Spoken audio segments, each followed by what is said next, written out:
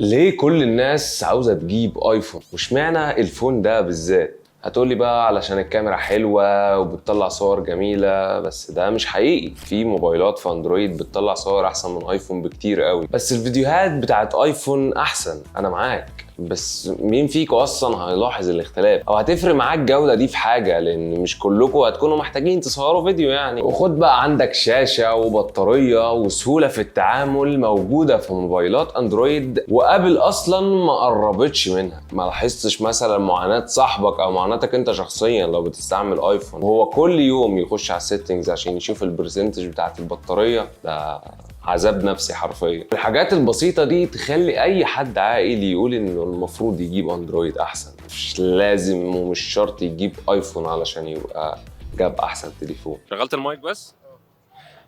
بما ان احنا في الجونه، فانا حبيت اعمل لقاء مع ناس من اللي عايشين في الجونه. فانا هروح دلوقتي لواحد انا ما اعرفوش خالص اسمه سحس، اساله عن رايه في الايفون وهو ليه جامد. غني بقى، لو سمحت ممكن اسالك سؤال؟ What do you want, bro? انا عاوز بس اعرف رايك في الايفون. What? iPhone? This phone is very good. Don't ask me anything another. Do you think so? I think انت What is this? Don't record me. فليه؟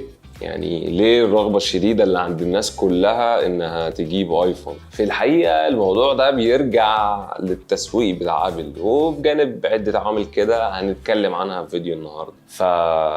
فيديو جديد. خلونا نعمل سكيب لأول فترة شركة أبل واللي كانت بتعمل فيها كمبيوترات. هي أي نعم كانت مختلفة وبتقدم حاجة جديدة، وبعدها بدأت تصنع الآيبود بتاع الميوزك واللي عمل نقلة سوق الميوزك برضو. بس ده مش موضوعنا النهاردة. احنا النهاردة جينا علشان نتكلم عن ايفون،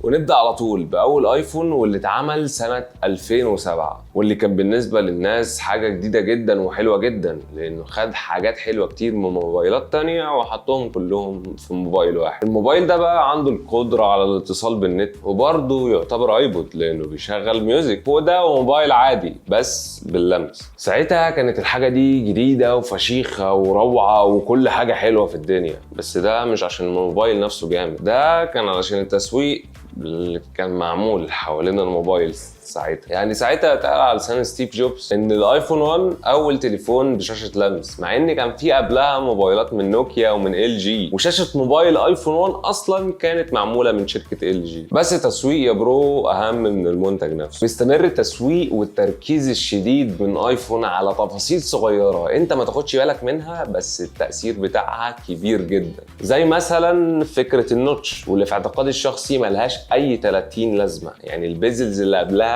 عادي مفيش اختلاف كبير بينها وبين بعض، وبعدها الموضوع اتطور وبقى دايناميك ايلاند، ودي ما فرقتش خالص عن النوتش. هي حرفيا نوتش بس اصغر 2 سنتي مثلا، بس هما بيخلوك تحس انهم عملوا اختراع هيغير وجه الحياه على كوكب الارض. يعني انت لو فاكر ان اول ما الدايناميك ايلاند دي نزل لها ابس على الاندرويد، الناس كلها بتتكلم عليها، كله عاوز الدايناميك ايلاند تبقى في الموبايل بتاعه، وفي الاخر بعدها بشهرين ولا حد مهتم ولا حد بيتكلم عنها ولا اي حاجه، لانها حاجه مش مهمه. لو رجعت بالزمن شويه هتلاقي من ده كتير، زي الفيس اي دي مثلا، وانهم يزودوا شويه في مساحه البطاريه، واللي انت اصلا مش هتلاحظ الفرق لان كده كده الشاشه بتكون زادت شويه، المعالج اتطور شويه، فالاداء بيبقى اعلى والبطاريه بتخلص في نفس الوقت اللي بتخلص فيه قبل كده. والمشكله بقى انهم ساعات بيشيلوا حاجات ما بيزودوش، يعني زي مدخل السماعات مثلا، وده اختفى دلوقتي بقى ما تلاقيوش خالص. والمشكله بقى ان في ناس بتطبل لهم على اللي هم بيعملوه ده. يعني شالوا الشاحن من العلبه،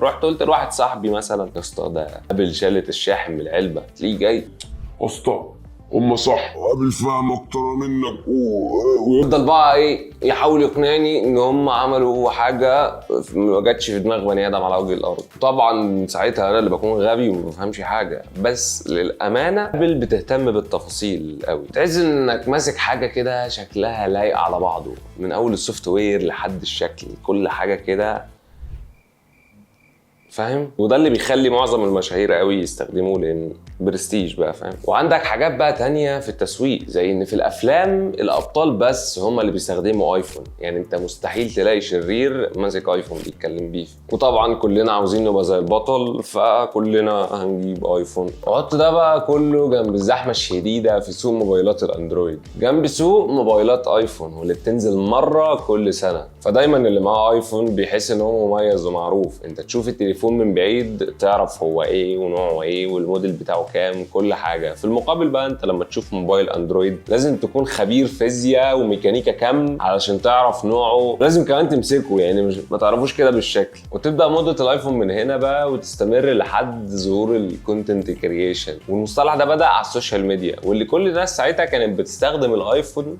ككاميرا، وده طبعا علشان الفيديوهات بتاعته حلوه. وهنا تيجي بقى فكره ان اي حد مشهور لازم يبقى معاه ايفون، ويبدا كونسبت ان اللي معاه ايفون لازم يبقى مميز غني جامد، اي حاجه من الحاجات دي، ما ينفعش يبقى انسان طبيعي. واللي معاه اندرويد ده بقى لا، ده ما عادي. وبقت الناس بقى قبل ما تجيب اي تليفون ما بتفكرش هي محتاجه منه ايه، هي بتفكر المبلغ اللي معايا ده هيجيب لي ايفون ولا لا. ونيجي بقى لحاجات بتميز الايفون بجد. وزي ما قلت لك الايفون بينزل كل سنه على عكس الاندرويد اللي بينزل له 7000 جهاز في السنه تقريبا. وده بقى اللي بيسهل على المطورين بتوع الابس انهم يعملوا برامج مظبوطه على ايفون بالمقاس. يعني تفتح انستجرام كده، تفتح الكاميرا تلاقي الكاميرا بتاعت الايفون هي الكاميرا اللي جوه انستجرام. تعالى بقى على اي موبايل اندرويد مستحيل تلاقي الحوار ده غير في موبايل او اتنين مثلا. والابديتس نازله تظبط حاجه في عدد معين من الاجهزه، فالابديت بيجي كده متأيف على الجهاز حرفيا. فانت مثلا هتلاقي الايفون نزل له